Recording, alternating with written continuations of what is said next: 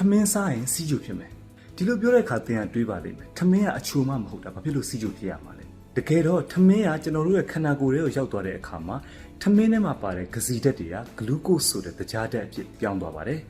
ဆေးပညာမှာ glycemic index လို့ခေါ်တဲ့စကားလုံးရှိပါတယ်အစားတစ်ခုကိုစားလိုက်တဲ့အခါမှာသွေးထဲကတခြားဓာတ်ကိုမြင့်တက်စေနိုင်တဲ့နှုံးလို့အလွယ်ပြောလို့ရပါတယ်ထမင်းပြူက glycemic index မြင့်တဲ့အတွက်ကြောင့်ထမင်းစားလိုက်တဲ့အခါမှာသွေးထဲကတခြားဓာတ်ကရုတ်တရက်မြင့်သွားပါတယ်ပြဿနာဒီနေရာမှာစတာပါသွေးထဲမှာတခြားဓာတ်တွေများလာတဲ့အခါကျွန်တော်တို့ရဲ့မုန်းကြိုအိတ်လို့ခေါ်တဲ့ pancreas ကနေအင်ဆူလင်လို့ခေါ်တဲ့ဟော်မုန်းတွေကိုထုတ်ပေးပါတယ်ဒါပေမဲ့ထမင်းတွေခဏခဏအများကြီးစားမယ်ကိုယ်လက်လှုပ်ရှားမှုလည်းမရှိဘူးဆိုရင်တော့သွေးထဲမှာတခြားဓာတ်တွေကမကြာခဏမြင့်တက်နေတဲ့အတွက်ကြောင့်အင်ဆူလင်တွေကလည်းမကြာခဏတည်ရှိနေပါတယ်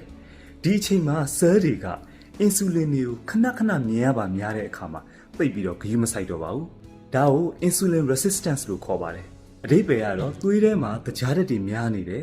အင်ဆူလင်တွေလည်းရှိနေရတဲ့နဲ့ cell တွေကိုတခြားဓာတ်တွေကမဝင်နိုင်တော့တာပါဒီအချိန်မှာသွေးထဲမှာတခြားဓာတ်တွေမြင့်တက်ပြီးတော့စီးကျူသွေးကျူယောဂဖြစ်လာပါတယ်ဒီဗီဒီယိုရဲ့ရည်ရွယ်ချက်ကထမင်းကိုရန်သူလိုသဘောထားဖို့မဟုတ်ဘဲနဲ့အတိုင်းအတာနဲ့ချင့်ချိန်ပြီးစားဖို့ပါ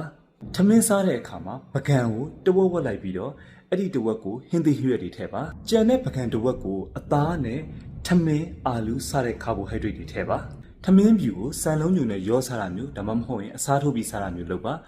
လေ့ကျင့်ခန်းလုပ်ပါထမင်းစားပေမဲ့လည်းအခုပြောသွားတဲ့နည်းလမ်းတွေကိုကျင့်သုံးမယ်ဆိုရင်တော့စီးကျိုယောဂမဖြစ်အောင်ကာကွယ်နိုင်ပါလိမ့်မယ်ခင်ဗျာ